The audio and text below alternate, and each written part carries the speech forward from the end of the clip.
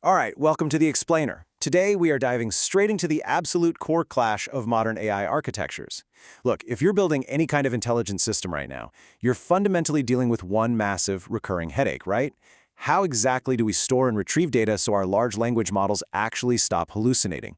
Well, strap in because this is the ultimate AI backend showdown: graph databases versus vector databases. So let's start with a scenario we've literally all faced. Why does your AI keep missing the point? Even when you do everything right, you build out standard RAG pipelines, retrieval augmented generation, the model will still sometimes just spit out incredibly confident nonsense. You feed it your pristine documents, you ask a simple, logical question, and it just completely misses the mark.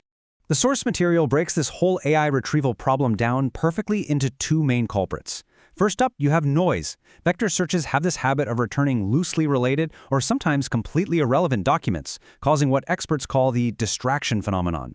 Basically, too much noise in the context window just confuses the model. And the second culprit? Misses. This happens when approximate searches just completely fail to fetch crucial facts. And obviously, if you don't give all the facts to the LLM, well, you're never going to get a fully correct answer, no matter how advanced or expensive your model is. Okay, Section 1, Contender Number 1, Vector Databases and Similarity Search.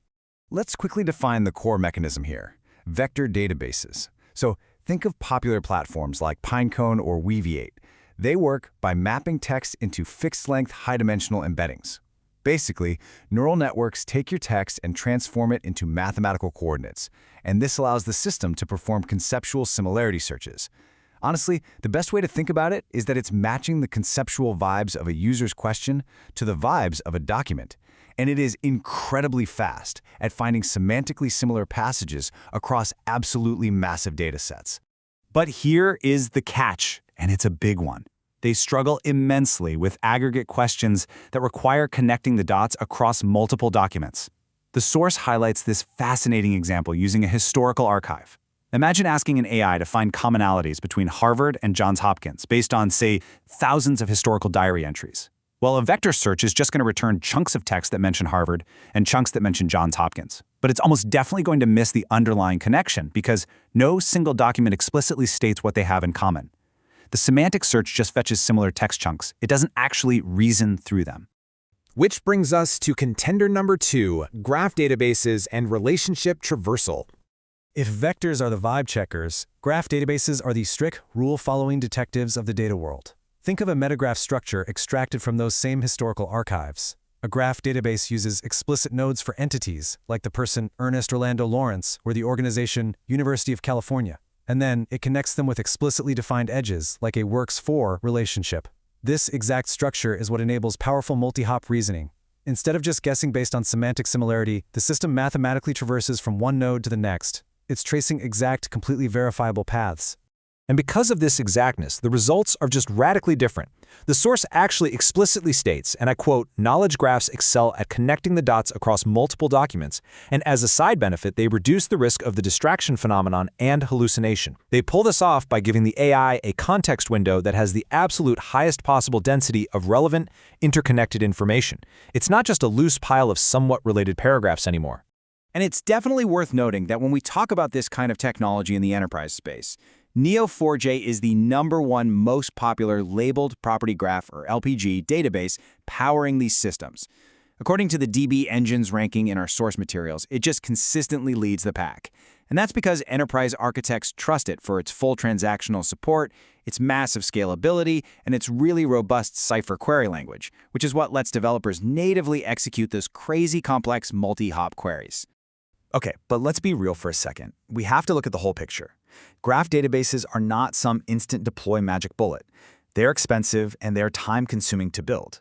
They require strict schema mapping. That means you have to sit down and define what a node is and what an edge is before you can put a single byte of data into it. And dealing with unstructured text, well, you actually have to use LLMs during the ingestion phase just to extract and normalize those entities so you can build the graph in the first place. It is a lot of upfront work. So, let's put these two heavyweights into a head-to-head showdown. When you put them side by side, the contrasts are stark. For the core mechanism, vectors are using similarity search via embeddings, while graphs use explicit relationship traversal.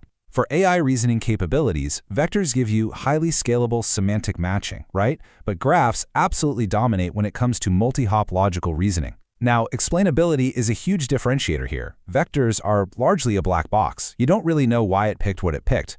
But knowledge graphs, high explainability through explicitly traceable paths. And finally, setup complexity is obviously much lower for vectors, just chunk and embed, but much higher for graphs due to that rigorous schema mapping we just talked about. For enterprise tech architects, this whole debate often boils down to one fundamental trade-off: fast conceptual matching versus deep, rule-based contextual accuracy.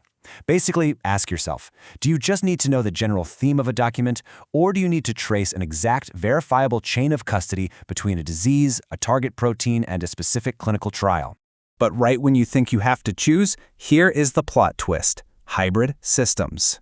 Because it turns out, the ultimate intelligent system doesn't actually choose just one. Enter the hybrid pipeline. In this setup, an AI agent leverages the strengths of both architectures. The agent sits right in the middle. So when a user asks a question, that agent has access to a semantic retriever powered by a vector database and a structured retriever powered by a knowledge graph. It dynamically decides on the fly which tools to run to get the best possible context.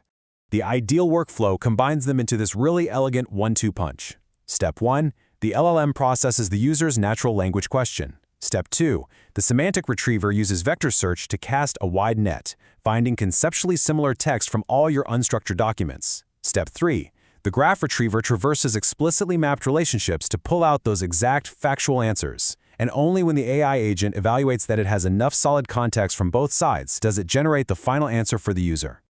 By fusing the high-dimensional recall of vectors with the precise multi-hop reasoning of graphs, you're creating a system that is robust, totally explainable, and highly resistant to hallucinations. So to all the tech architects and developers out there building the systems of tomorrow, I'm going to leave you with this final thought to take away from our explainer today. Are you still relying on just one half of the AI brain?